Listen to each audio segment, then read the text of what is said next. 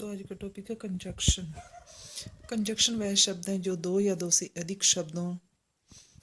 शब्द समूहों, उपवाक्यों, क्लोजेज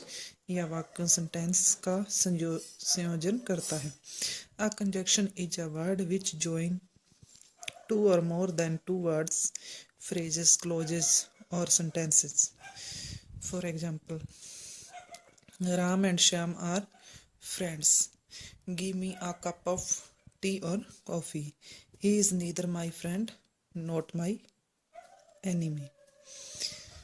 तो सम कंजक्शंस है और मीनिंग इन हिंदी उनके मीनिंग है। एंड का मतलब और, अदरवाइज और एल्स का नहीं तो, देयरफॉर अतः इसलिए, कॉन्सिक्वेंटली कॉन्सिक्वेंटली न तो या न, सो दैट का मतलब इतना की, सो एज का मतलब इतना जितना, वेदर और या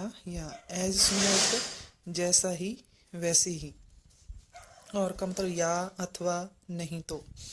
नॉट ओनली बट आल्सो का मतलब न सिर्फ बल्कि, वेयर एवर जहाँ कहीं भी, वेन एवर का मतलब है जब कभी भी, वाइल का हिंदी मीन्स है के दौरान, एज का क्योंकि इसलिए, एज वेल एज का सही ही साथ, सो हैंस का मतलब इसलिए, इधर और का मतलब या तो या, बोथ हैंड का दोनों और, टू टू का मतलब इतना की, एज का मतलब है इतना जितना,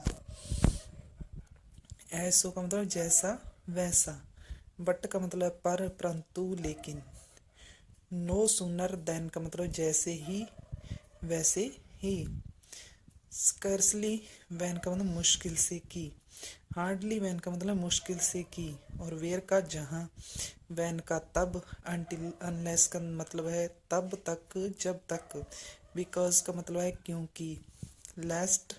शुड का मतलब ऐसा न हो कि या वरना, सच दैट का मतलब इतना, सच का मतलब इतना और दैट का मतलब कि, प्रोवाइडेड का मतलब बशर्ते, दो का मतलब यद्यपि फिर भी तथापि, वेर एज का मतलब जबकि, एज दो का मतलब मानो, इफ का मतलब यदि, एज इफ का मतलब है मानो की, ऑल दो का मतलब है यद्यपि फिर भी तथापि, नेवरथलेस का मतलब के बावजूद, एज फॉर एज का मतलब है यहाँ